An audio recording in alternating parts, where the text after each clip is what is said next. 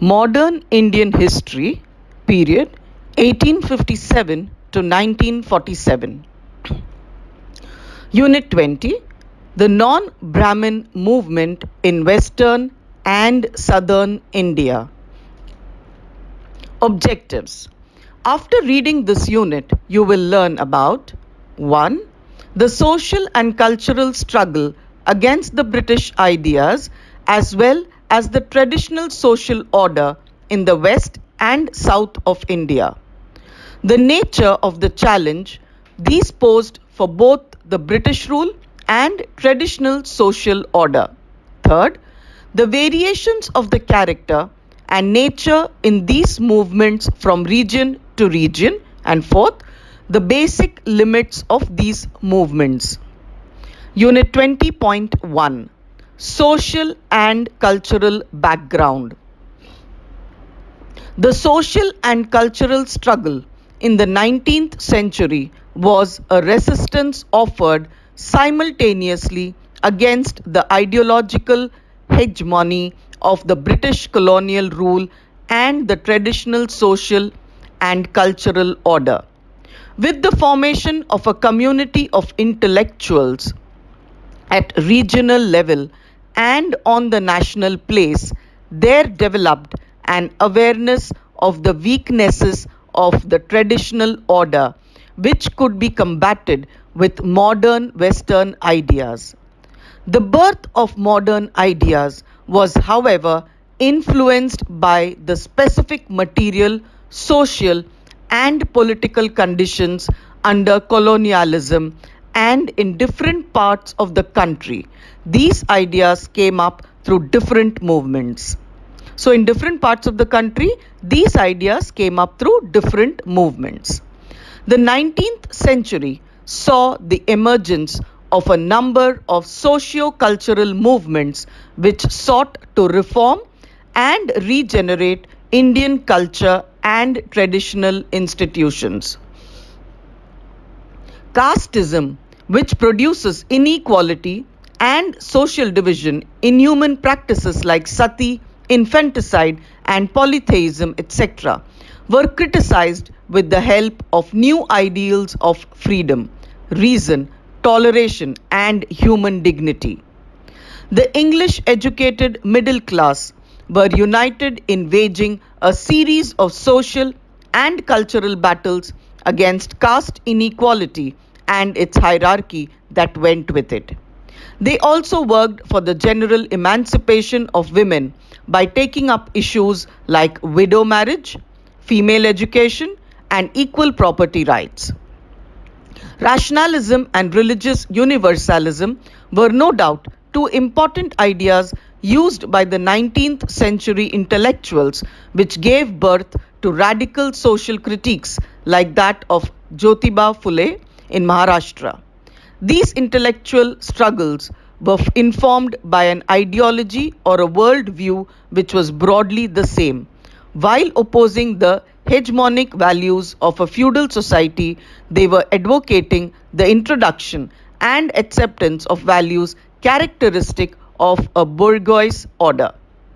Influenced as it was by Western liberalism, this worldview resulted in the retreat of several ideas, as is evident from the character of some recent radical social and cultural movements.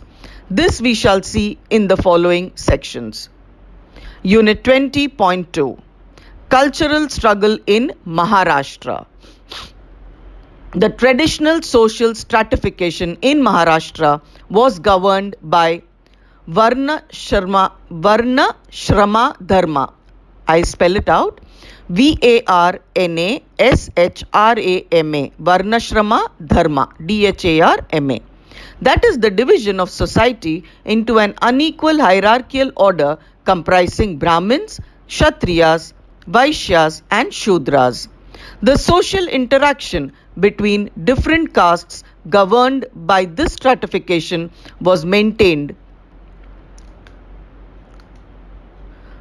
I repeat the sentence. The social interaction between different castes governed by this stratification was maintained by strict rules of pollution and purity. At the top was the Brahmin caste with many rights and privileges, which maintained their social control over society by developing a religious ideology which gave legitimacy to many superstitions and inhuman practices.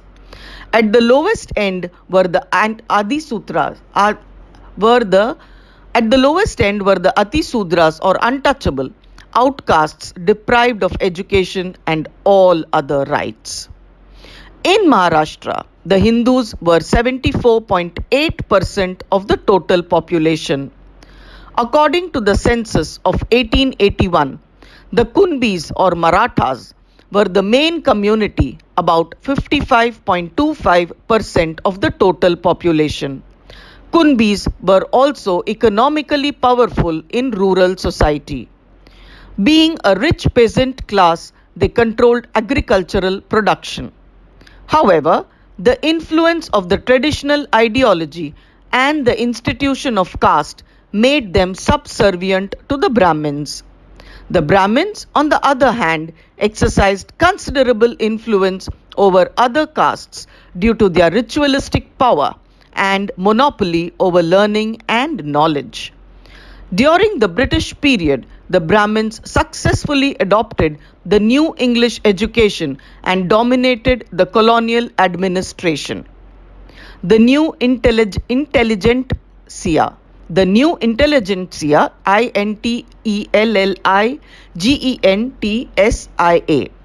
therefore came mostly from the already advanced Brahmin caste, occupying strategic positions as officials, professors, lower bureaucrats, writers, editors, or lawyers. This created fear among the non-Brahmin castes. It was this traditional social order which came under heavy fire from both the Christian missionaries and the nationalist intelligentsia that had imbibed Western liberal ideas. We can divide the reform movements into two distinct strands. The early radical forms like Jyotirao Govindrao Phule tried for a revolutionary reorganization of the traditional culture and society on the basis of the principles of equality and rationality. The later moderate reformers like Mahadev Govind Ranade, period 1842 to 1901, however, gave the argument of a return to the past traditions and culture with some modifications. It was the early radical tradition of Phule which gave birth to the non-Brahmin movement in Maharashtra. 20.2.1 Jyotirao Govindrao Phule, period 1827 to 1890. Personality. Jyotiba Phule was born into a Shudra Mali family in Pune in 1827. His father was a gardener or a flower merchant. Being a member of the oppressed Shudras, Phule could easily understand the problems of the Ati Sudras, that is, the untouchable Mahars and monks, and identify himself with them. He received initial education in a mission school but had to discontinue in 1833. An incident in 1848 turned Phule into a social revolutionary. When he went to attend a Brahmin friend's marriage, some orthodox Brahmins insulted him by calling him a Shudra and asked him to leave.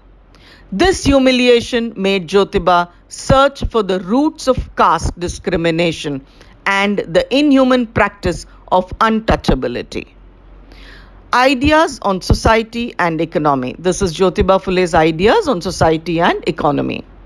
In his quest for the truth, Phule read the Vedas, the Manu Samhita, the Puranas, the thought of Buddha, Baseshwar and Tirthankar, and the medieval Bhakti saints extensively.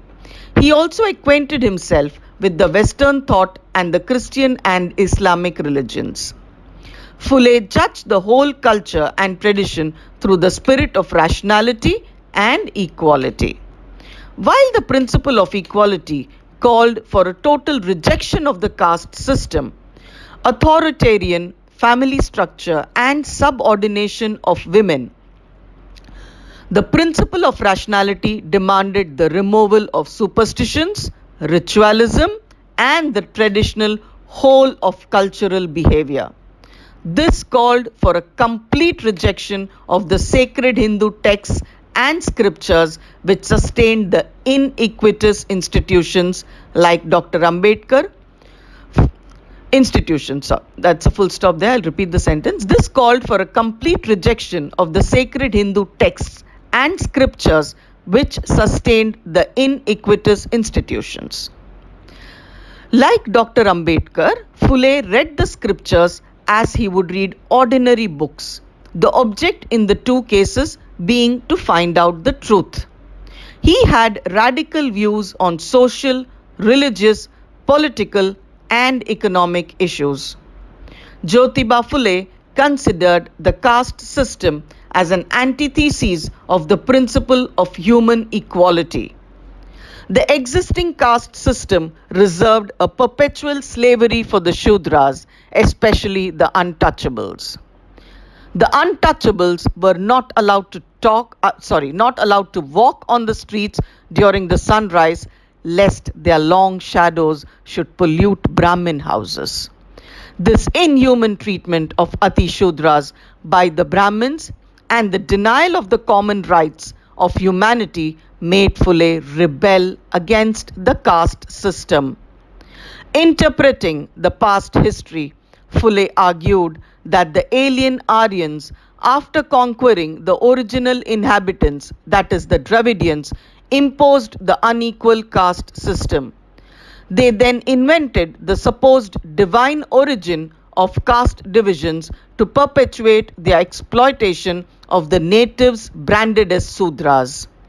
Showing the egalitarian past of the united Sudras, he sought to raise the morale of the non-Brahmins and united them to revolt against the centuries-old inequality and social degradation.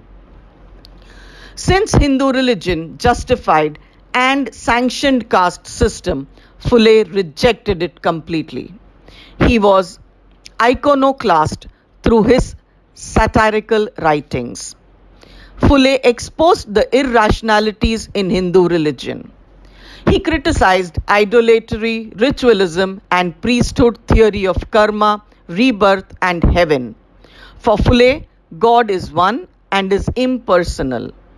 His religion rests on 33 principles of truth, which include freedom and equality of men and women and dignity of labor. Brahmins hide Vedas from Shudras because they contain clues to understand how Aryas suppressed and enslaved them, wrote Phule. Naturally, he looked upon education of the masses as a liberating and revolutionary factor. In the words of Phule, no riches without vigor, no vigor without morality, no morality without knowledge, no knowledge without education. Unless ignorance and illiteracy of the masses are removed through education, they would not rebel against their mental and physical slavery.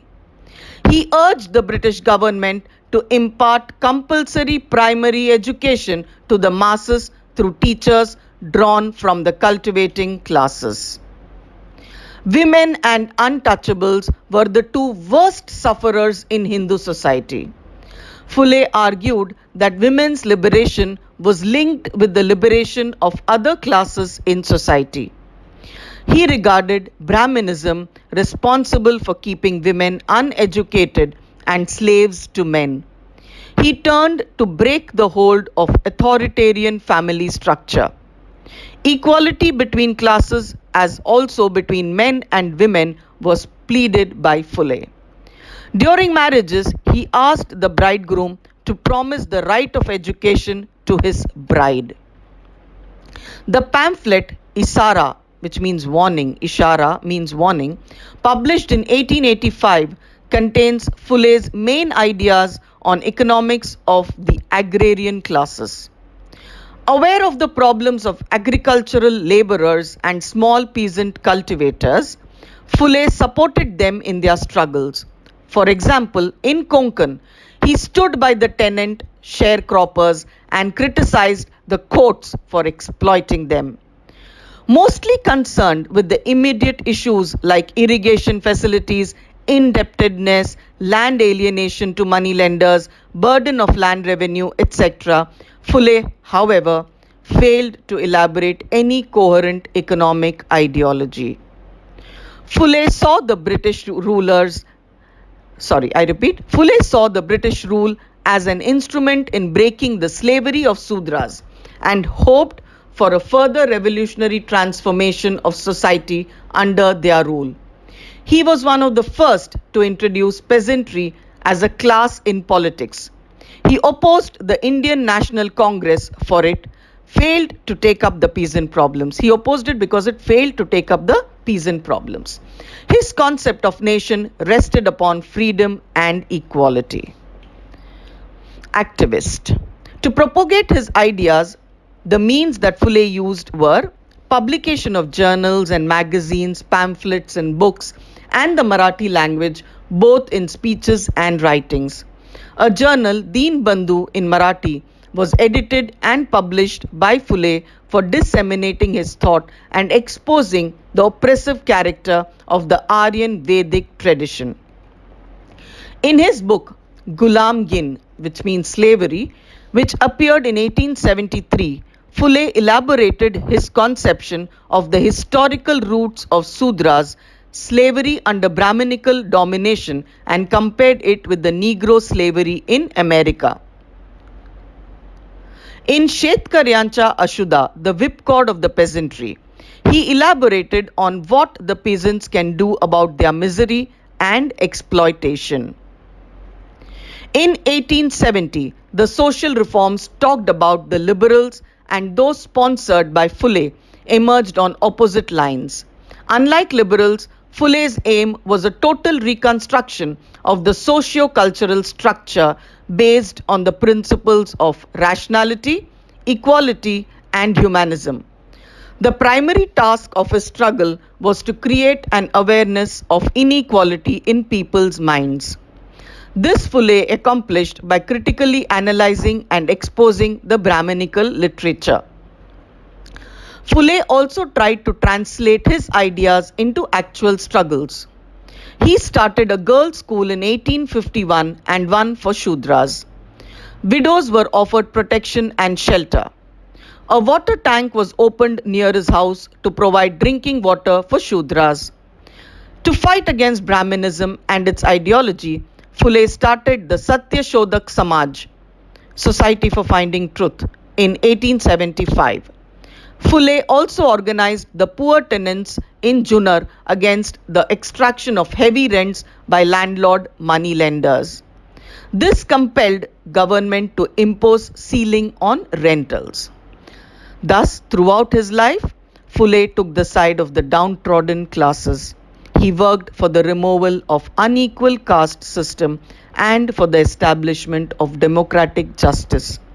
Jyotiba Phule possessed an awareness of the relationship between caste inequalities and social subordination and material backwardness of Shudra castes. However, he failed to perceive the actual character of colonial rule and, like other liberals, believed in its historically progressive role. The type of social revolution envisaged by Phule could not be accomplished without any radical changes in agrarian relations and without removing colonialism. I repeat the sentence. This type of social revolution envisaged by Phule could not be accomplished without any radical changes in agrarian relations and without removing colonialism. Unit 20.2.2 Non-Brahmin Movement in the Early 20th Century. With the death of Jyotiba Phule in 1890, his Satya Shodhak movement receded into the background. Even though the movement was revived by Chhatrapati Shahu Maharaj of Kolhapur in the period 1874 to 1922, with the establishment of Satya Shodhak Samaj in July 1913 at Kolhapur, it acquired a narrow complexion.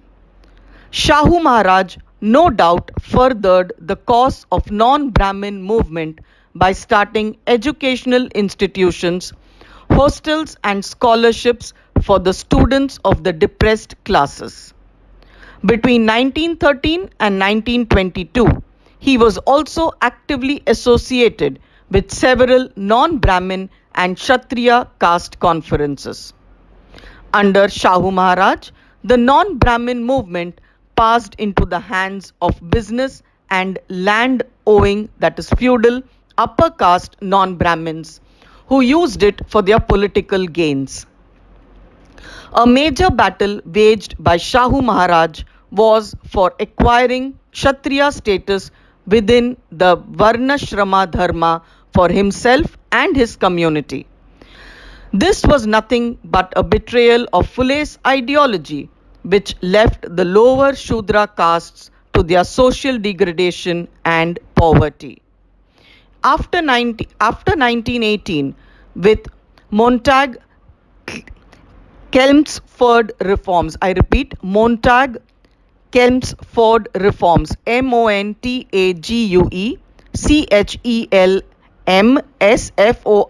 reforms, Montague Chelmsford reforms, Shahu Maharaj, along with the Justice Party in Madras, used the movement for demanding special political representation for backward classes in the councils.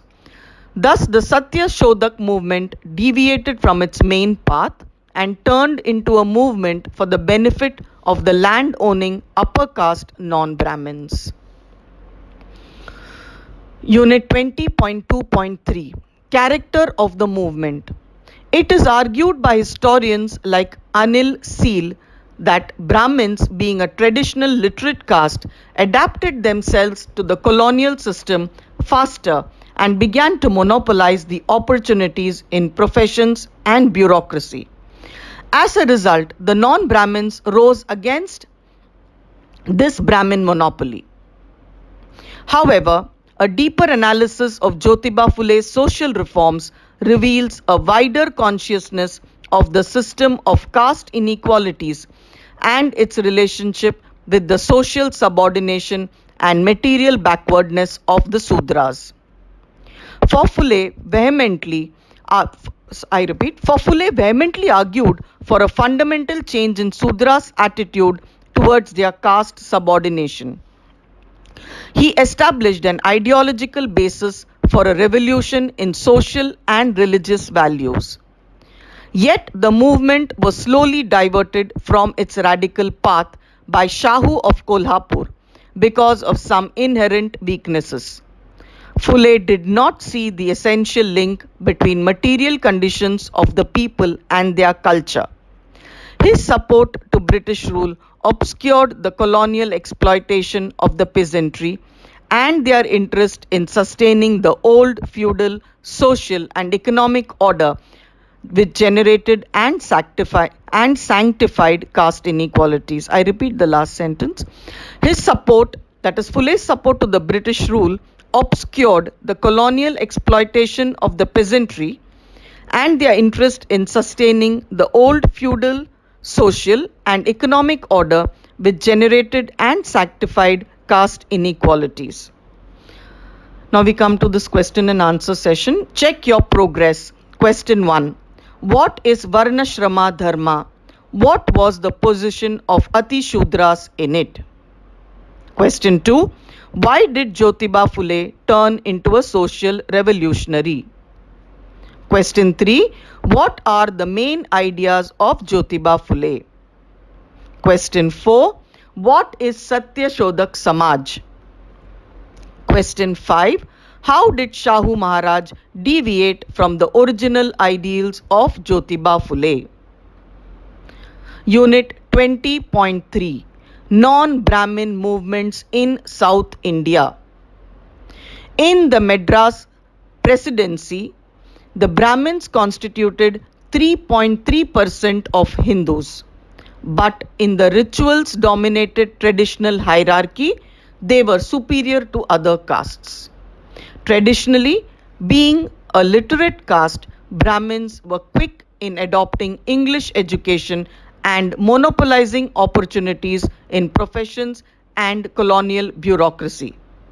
This aroused the envy and hostility of the non Brahmin communities, which in turn resulted in a non Brahmin movement.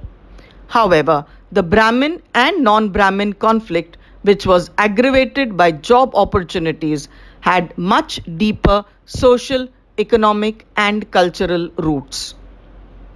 Unit 20.3.1 Self Respect Movement in Tamil Nadu. Recent historical works show that the Tamil Renaissance had resulted in the growth of Dravidian consciousness, and its political manifestation was the starting of non-Brahmin movement. Based on the Tamil classical works like Pattu Pattu, Mani Mekalai, Silapattikaram, published between 1887 and 1904, Tamil scholars had elaborated on a picture of classical Dravidian civilization which was distinct from the Aryan and Sanskritic culture.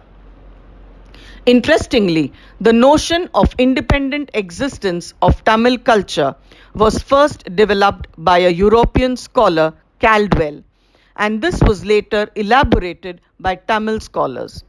The non-Brahmin Tamil scholars also attempted to show that the Aryans had distorted the superior Dravidian religious systems like Saiva Siddhanta philosophy and imposed the teachings of the Vedas and the caste system on the South Indian people.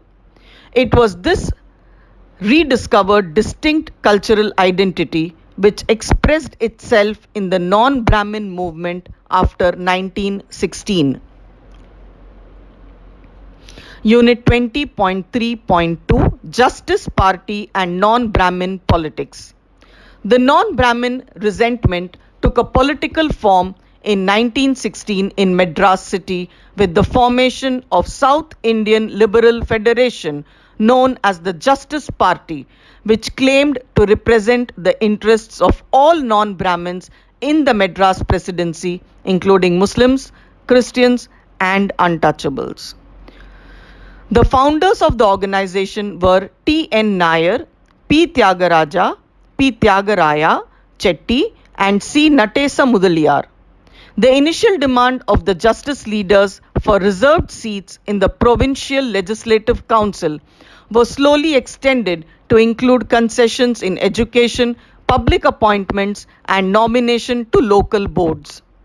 The development of a non-Brahmin section of the professional middle class and the creation of the Justice Party to express its political views dominated the political scene till late 1930s.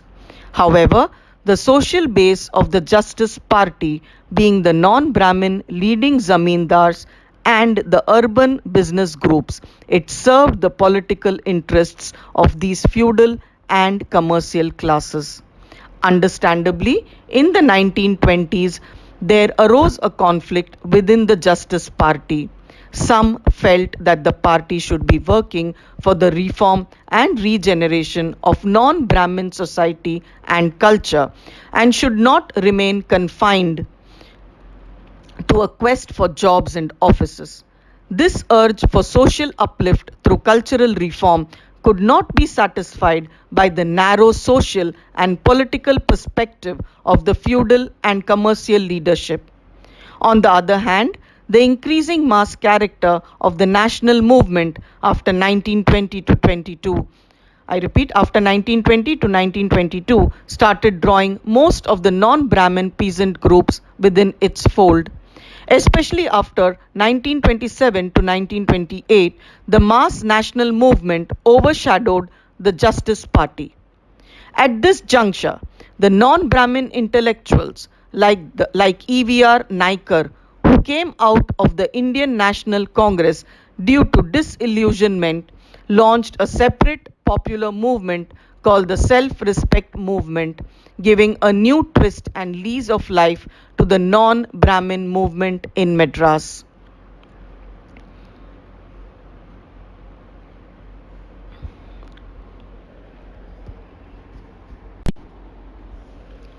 Unit 20.3.3 E.V. Ramasamy Naikar, period 1879 to 1973, and the self-respect movement.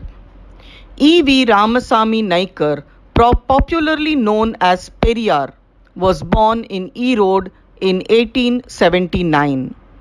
Even at an early age, he rebelled against the rules of caste purity and participated in inter-caste dining. As a Gandhian, he became a hero of Satyagraha at Vaikam, Kerala, when he vehemently supported the Harijans. Harijans. By 1922, while still a member of the Congress, Periyar abandoned Hindu mythology. He felt convinced that it represented a corrupting influence. He went to the extent of advocating the burning of Manu Dharma Shastras and Ramayana. With the starting of his paper Kudi Arashu in 1925, he turned into a radical social reformer. In fact, Periyar resigned as secretary of Madras Provincial Congress Committee over an incident in which Brahmin and non-Brahmin eating facilities were segregated in a Gurukul, that is school run by Congress. When he left the Congress in 1925, he declared, "Hereafter my work is to dissolve the Congress."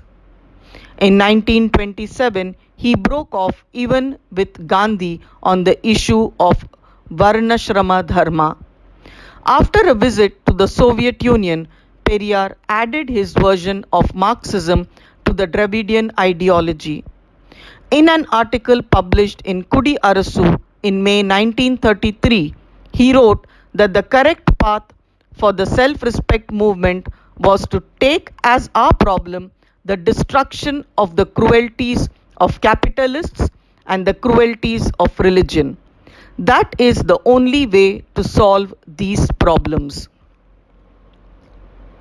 His ideas on society. Periyar attacked religion and the supremacy of the Brahmins. Like Phule in Maharashtra, he attacked the caste system. He propagated the concept of equality and the basic dignity of all human beings. He was the only reformer who extended his concept of equality and human dignity to women. One of the most oppressed sections in our society, that is the women. I repeat the sentence. He was the only reformer who extended his concept of equality and human dignity to women. One of the most oppressed sections in our society, that is the women. The self-respect movement under Periyar sought to change the subordinate position of women in family and society. He attempted through his Kudi Arasu to popularize an ideology that allowed women the dignity which comes out of recognition of their freedom and autonomy in every field of life. Now, let us take a closer look at Periyar's radical ideas. Periyar argued that religion and Shastras went against rationalism. He held religion mainly responsible for the low social position of non-Brahmin groups and women. The non-Brahmins were encouraged to do away with the services of the priests in birth, death, and marriage ceremonies. The self-respect marriages without the Brahmin priest had become popular. In such marriages, the groom and the bride took a simple vow that they accept each other as equal partners in life, exchanged garlands, and the elders present blessed them. Interestingly, several such marriages were inter-caste marriages. Like Jyotiba Phule, Periyar did not differentiate between caste and religion. Social disparity, structured by the caste system, was seen as a stronger impediment than the class division brought about by wealth. As an activist, the self respect movement saw women's subordination in relation to the prevailing caste system. By rejecting religion and scriptures as the guiding principles for social organization, Periyar called for the creation of a society based on equality and justice. He emphasized vocational training and education for women as necessary means for their economic independence. The social radicalism of Periyar was reflected in his stand on the issues of widow marriage and birth control. He challenged the right of man and the Shastras to decide whether or not widows should marry. As for the right to divorce, Periyar saw that as a woman's prerogative. All our marriage laws, declared Periyar, are designed to enslave women. Rituals are meant only to cover this fact. Periyar strongly supported the right to divorce as conducive to happiness, dignity, and freedom of women. As for birth control, Periyar saw it as central to women's freedom. He called on the people to employ suitable methods for birth control even if the government did not approve of it. The self respect movement disturbed literature on the subject to mold public opinion in favor of birth control. Periyar also attacked the patriarchal notion of women's chastity or karpu, KARPU. Limits.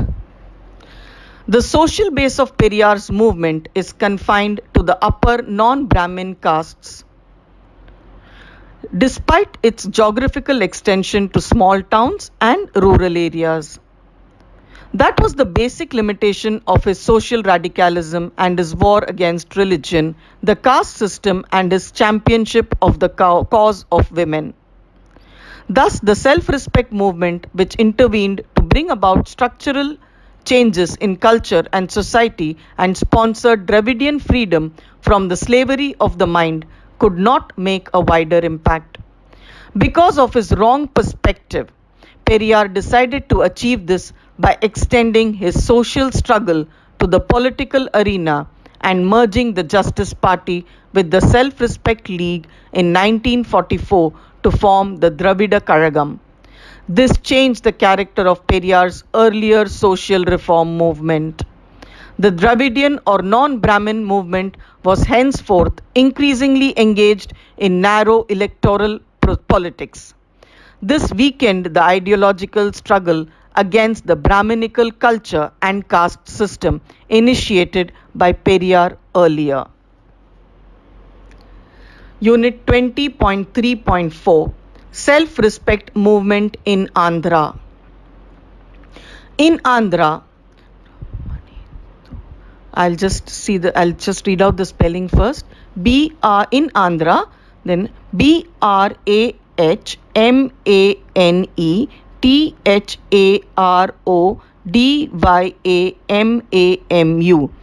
BRAHMANETHARODYAMAMU. Brahmane Tarodya Mamu, which literally means the movement launched by those other than the Brahmins, was basically for cultural reform and social uplift of the non-Brahmin groups like the Kamas, Reddis, Balija and Velamas. These peasant groups, with their substantial land ownership and economic dominance, lacked modern English education or the traditional ritual status on the basis of which they could claim a high social status in society. Naturally, they attacked the Brahmin monopoly over ritual status and the government jobs. This movement had its origin in their perceived sense of social and cultural deprivation. The non-Brahmin section of the land-owning and rich upper class suffered on account of being clubbed into a Sudra category by the Brahmins. Some specific incidents acted as a stimulus for the movement. It was alleged that the Brahmin teachers denied Kama students the right to study the Vedas. At Kotavaram village, Krishna district, the Brahmins protested against the use of the suffix Chaudhary in the place of Dasa by the members of the Kama caste. Kama is Kamma. In Krishna district, the Brahmins filled a registered notice that the Kammas should not be allowed to study Sanskrit.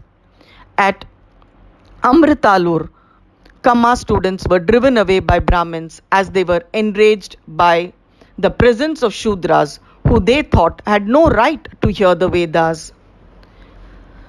Tripuraneni Ramaswamy Chaudhary, period 1887 to 1943, a prominent non-Brahmin leader, refers to several such incidents. In one incident, he was rebuffed for his interest in literature by Brahmin teachers who remarked, "You are a Shudra. It would be a sin for you to write verse. Sanskrit is the language of gods. It is a great crime for a Shudra to learn it." It was this social and cultural environment which strengthened the self-respect movement, especially with an event like the one that occurred at Kollur in 1916. The English-educated upper caste Hindu non-Brahmins called a conference in Kollur, Guntur district, to decide the meaning of the term Shudra in 1916. They went so far as to question the symbols of Rama, Krishna and other epic heroes. In the process of defining Shudra category as a socially higher category than the Brahmins, they reinterpreted the epics, emphasizing social and ritual injustice tolerated by Aryans to the Dravidians. The ideas developed by leaders like Tirupuraneni were almost similar to the basic ideas put forward by Phule and Periyar. Tripuraneni challenged the authority, the sacred texts.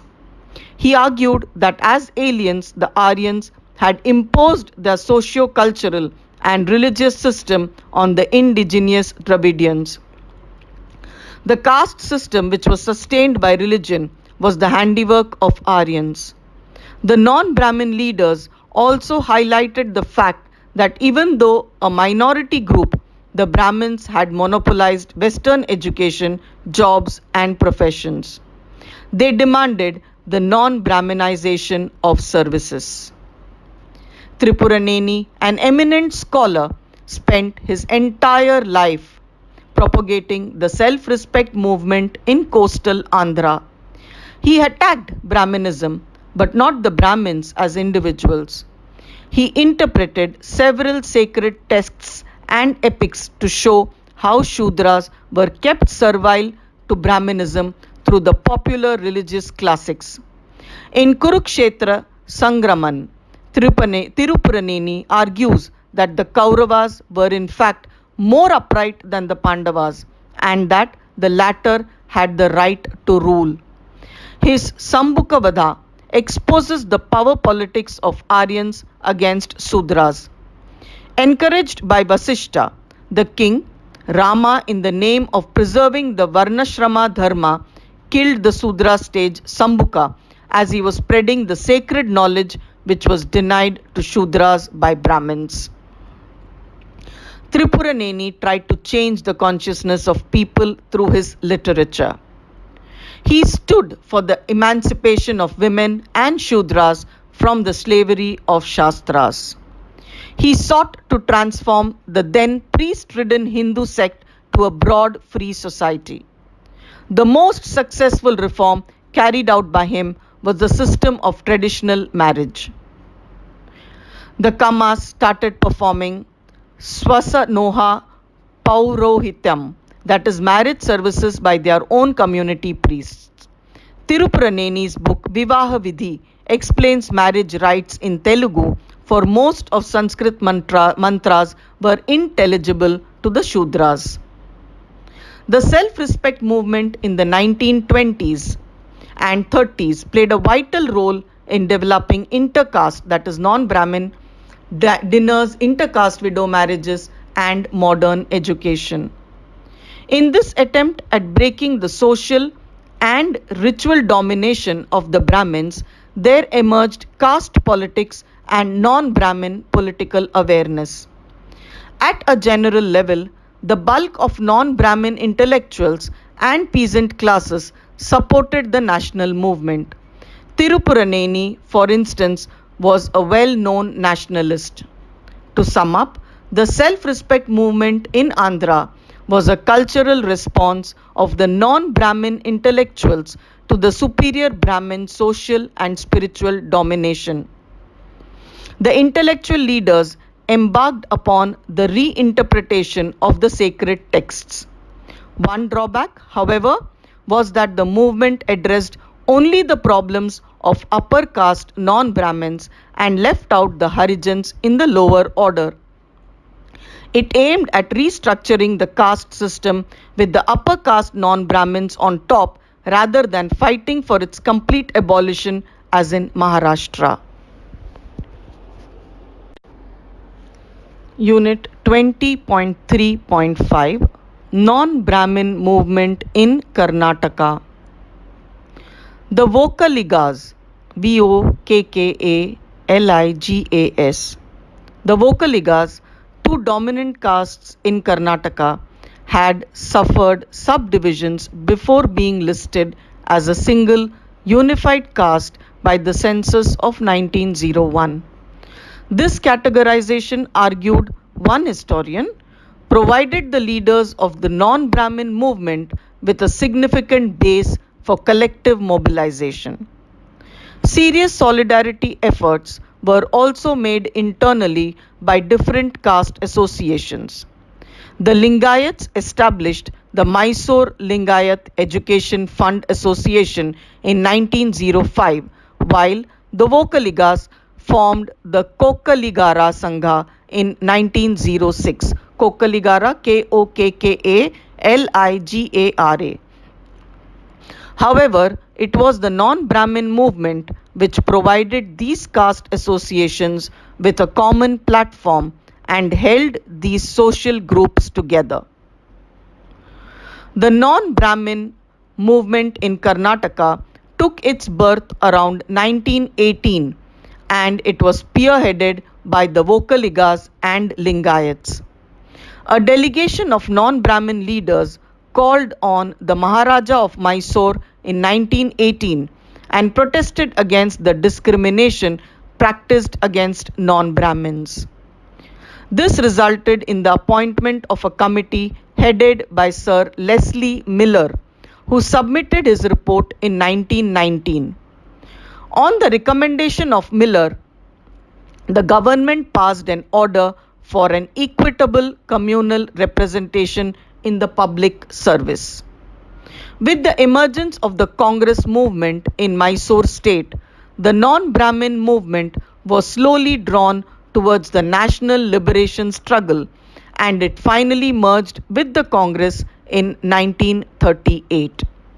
When secular politics also recognizes the caste-based demands, however genuine they might be, what follows is an ascendancy of caste associations to voice the secular demands.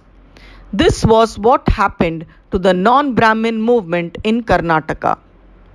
During the 1930s and 40s, the non-Brahmin groups began to lose their cohesion and each caste category began to demand separate representation for itself both in the representative assembly and in government services. Thus, the non-Brahmin movement was transformed into a backward classes movement from the 1940s. The two dominant groups, the Vokaligas and the Lingayats, began to fight between themselves for a share of political power in the newly emerging representative political system, especially after 1950. Unit 20.4 comparative analysis of the movements. As a comparative analysis of the non-Brahmin movements of Maharashtra, Tamil Nadu, Andhra, and Karnataka shows different levels of perception with regard to the system of caste inequalities and its relationship with socio-cultural subordination and material backwardness of Shudra caste. Of course, there were some crucial social and religious elements which were perceived as common to the oppression of the non-Brahmin groups in all these regions. Let us look at these commonalities and differences. Religious conservatism of high caste Brahmins and the rigid caste structure were perceived as the main reasons for the socio-cultural backwardness of non-Brahmin peasant groups and the main obstacles to their program of radical social reform. Unlike in other regions, Jyotiba Phule in Maharashtra put forward a deeper analysis of social inequalities and vehemently argued for a fundamental change in the attitude of non-Brahmins towards their status as Sudras. He totally rejected the existing, I repeat, he totally rejected the existing religious ideology and caste system. Unlike the 19th century social reformers, Phule saw no possibility of reforming them internally. It was in establishing an ideological basis for a revolution in social and religious values that Phule displayed his greatest talent. He projected a new collective identity for all the lower castes of Maharashtra. In his bid to discover the identity of Sudras, Phule drew on the existing symbols from Maharashtra's warrior and agricultural tradition and gave them a powerful new meaning. One drawback, however, was Phule's support to the British rule. He failed to understand the real nature of the colonial rule. Even his social reform got distracted under Maharaja of Kolhapur because the emphasis was on Kshatriya status for his caste and electoral politics. Emphasis on English education, larger representations in provincial legislative councils and local boards, and reservation in government services could also be seen in the case of Justice Party in Madras and non-Brahmin movement in Karnataka. However, educational development was central to the self-respect movements in Tamil Nadu and Andhra. In Tamil Nadu, it was Periyar who articulated new radical ideas for the uplift of women and non-Brahmin groups. Unlike in other regions, the self-respect movement under Periyar sought to integrate the emancipation of women and Sudras by reforming the system of marriage and rejecting the caste system. When compared to Maharashtra, the social base of Periyar's movement was confined to the rural landowning classes and urban-based business groups, and he failed to mobilize the untouchables. Similarly, in coastal Andhra, the self-respect movement was dominated by upper caste non-Brahmins, Kammas, Reddis and Velammas. The non-Brahmin category failed to encompass the untouchables, Malas and Madigas, who constituted the most oppressed class of the agricultural laborers. The movement only aimed at the upward social mobility of the land-owning upper caste non-Brahmins. It never questioned the rationale of the caste system. Instead of rejecting the hierarchical principle itself, they drew heavily on it to restate their position. This was in contrast to the Maharashtra scene in 19th century, where Phule had rejected the Varnashrama Dharma. The result was a cleavage among the non-Brahmins who split into different caste groups and started articulating their immediate demands like better education, government jobs, and representation in politics. One of the negative trends as witnessed in Karnataka, was the increasing use of caste category even to put forward secular demands. This negative trend became more pronounced after India had attained her independence in 1947. Now, question answer session. Check your progress 2. Question 1. In what way were Periyar's ideas radical? Question 2. What were the main contours of self-respect movement in Andhra? Contours is CONTOURS. What were the main contours of self-respect movement in Andhra? Question 3. Write a brief note on non-Brahmin movement in Karnataka. Question 4. Make a comparative analysis of the following. A. Non-Brahmin movements in Maharashtra and Tamil Nadu. B. Non-Brahmin movements in Tamil Nadu and Andhra. C. The Justice Party in Tamil Nadu and in Karnataka, the non-Brahmin movement. C, I repeat again, the Justice Party in Tamil Nadu and in Karnataka, the non-Brahmin movement. You make a comparative analysis. Unit 20.5, let's sum it up. In this unit, you saw, first, the background of oppression and backwardness of traditional social order from which the non-Brahmin movement emerged. 2. How its distinct radical tones of change were watered down by the politics of Shahu in Maharashtra or the politics of Dravida Kazhagam in South. 3.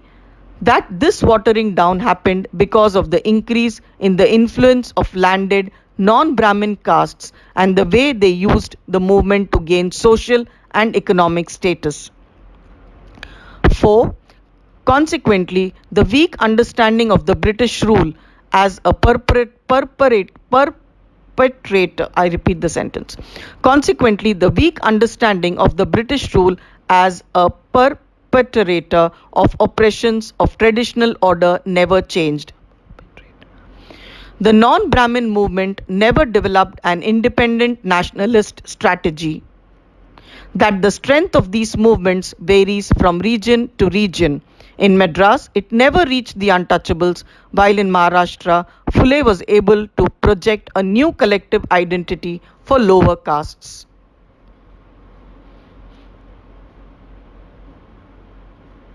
Unit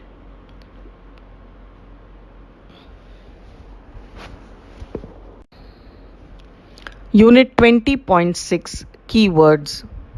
First one, ideological hegemony, HEGEMONY, which means domination of a particular worldview and its ideas. Second, rationalism, which means belief in application of reason in all aspects of life, mainly a post-Renaissance phenomenon. RENAISSANCE, Renaissance phenomenon. Third, subordination of women. The historical phenomenon of women on account of their gender being subordinated to men in social, economic, and political life. Its expression is also in our day-to-day attitudes which reduce women to objects. Fourth one, iconoclast, which says a person who is against idols in a religion. 5. The fifth one, authoritarian family structure.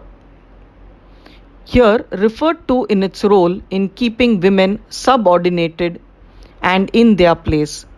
The family structure is kept together by multiple economic kinship and social ties. It becomes authoritarian or dictatorial when these ties are molded to facilitate the domination of patriarchs, that is the male members. This is done by denying property rights or stringent divorce laws. Besides, attitudes and beliefs are shaped in such a way as to facilitate the domination of man and to reduce women to objects.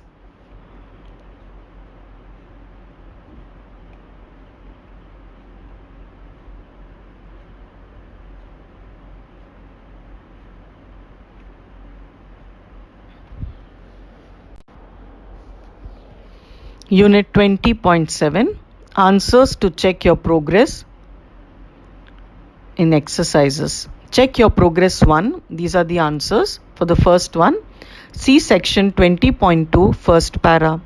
Your answer should focus on division of society into 4 varnas, that is Brahmin, Kshatriya, Vaishya and Shudras. You should also include the kind of purity and pollution interaction which developed because of this system. Answer to question 2. See subsection 20.2.1 first para. Your answer should include Phule's personal experiences. Third one. Answer to the third. See ideas on society and economy in subsection 20.2.1. Your answer should include Phule's ideas on caste, women, religion, ideology, economy and agrarian problems and British rule.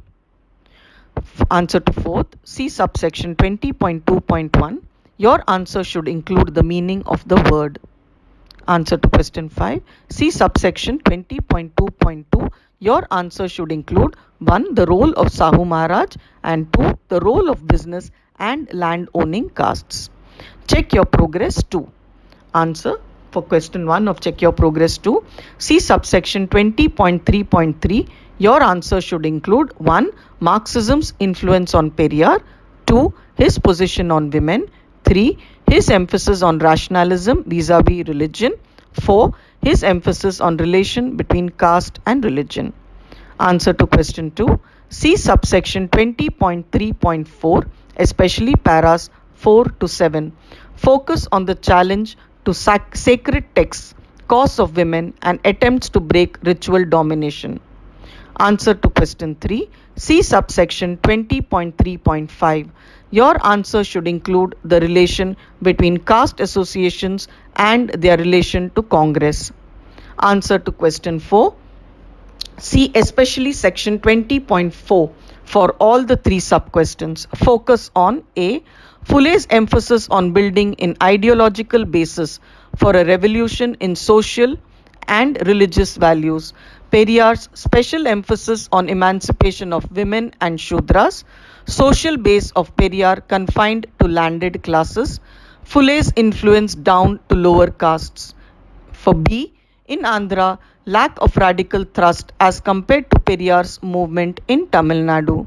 Answer to C, use of caste category to put forward secular demands in Karnataka. The Justice Party's focus remained to upper castes, but there was an attempt to fight and restructure the caste system.